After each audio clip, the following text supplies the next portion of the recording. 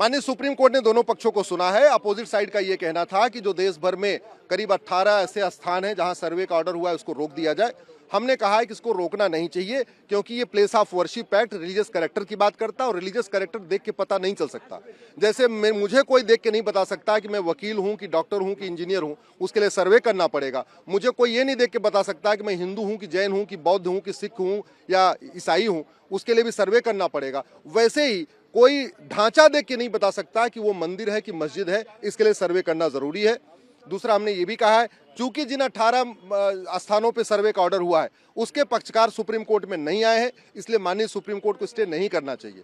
आदेश क्या आएगा उसकी प्रतीक्षा कर रहे हैं। आदेश अभी लिखा नहीं, चूंकि ओपन कोर्ट में कोई आदेश लिखा नहीं गया है, कोर्ट आदेश बाद में आएगा तो देखेंगे क्या आदेश आता है। हमारा ये कहना है बाबर, हुमायूं, तुगलक, गजनी, गोरी के इल्लीगल काम को लीगलाइज करने के लिए कानून नहीं बन सकता है। कोर्ट का दरवाजा बंद नहीं हो सकता है। वक्फ कानून में कोर्ट का दरवाजा बंद हुआ है तो भी एक वक्फ बोर्ड, वक्फ ट्रिब्यूनल का रास्ता खोला है। आर्बिट्रेशन कानून में कोर्ट का दरवाजा बंद किया है तो भी एक आर्बिट्रेशन का रास्ता दिया है। ये कानून ना आर्बिट्रेशन का रास्ता दे रहा है, न कोर्ट जाने का रास्ता दे रहा है, कोर्ट का दरवाजा भी बंद कर रहा है। ये पूरी तरीके से भारत के संविधान के खिलाफ है। भारत एक संप्रभु राष्ट्र हो चुका है और संप्रभु राष्ट्र में बाबर, हुमायूं, तुगलक, गजनी, गोरी के इल्लीगल काम को लीगलाइज नहीं किया जा सकता। मैं समझता हूँ पिछले कई सालों में टेम्परेरीली सही, यानी कि कुछ समय के लिए ही सही, संविधान की गरिमा को, जो संविधान चाहता है देश की सुप्रीम कोर्ट से, उसको रखा है। और मैं इसलिए नहीं कह रहा कि ये फैसला शायद हमारे पक्ष में नज़र आ रहा है, इसलिए ये बात नहीं कह रहा हूँ।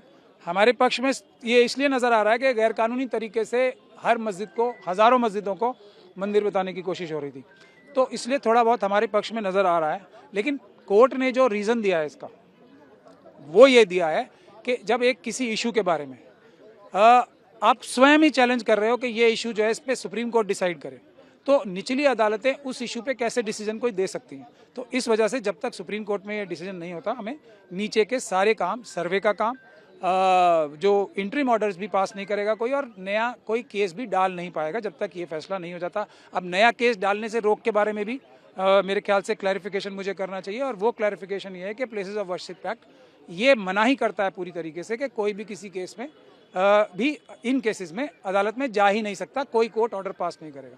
तो सुप्रीम कोर्ट का ये ऑर्डर फेयर है कि जब मना ही है, अब सही या गलत तो सुप्रीम कोर्ट फैसला करेगी ना। इसीलिए हम लोग तो ज़्यादा खुश नहीं है इससे, लेकिन अभी टेम्परेरी राहत मिली है, लेकिन अभी इसमें बहुत संघर्ष जारी है। और ये एक बात मैं और कह दूं कि जब ये इतने सालों से सो ही रहे थे तो अभी कौन सा तूफान टूट जाएगा, कुछ दिन रुक जाए।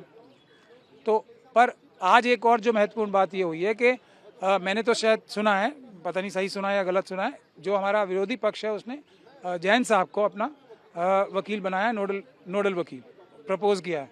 तो एक बात तो तय हो गई कि जैन साहब जो हैं उस पक्ष के सबसे धुरंधर वकील हैं, एक बात तो ये तय हो गई।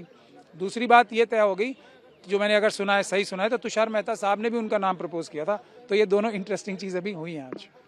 प्लेसेज ऑफ वर्शिप एक्ट में जो हिंदू पक्ष का भी पिटीशन था, जो सेक्शन 3 और 4 है, उसको ultra vires of the constitution declare किया जाए, जबकि मुस्लिम पक्ष का पिटीशन था कि प्लेसेज ऑफ वर्शिप एक्ट के सेक्शन 3 और 4 को इम्प्लीमेंट किया जाए।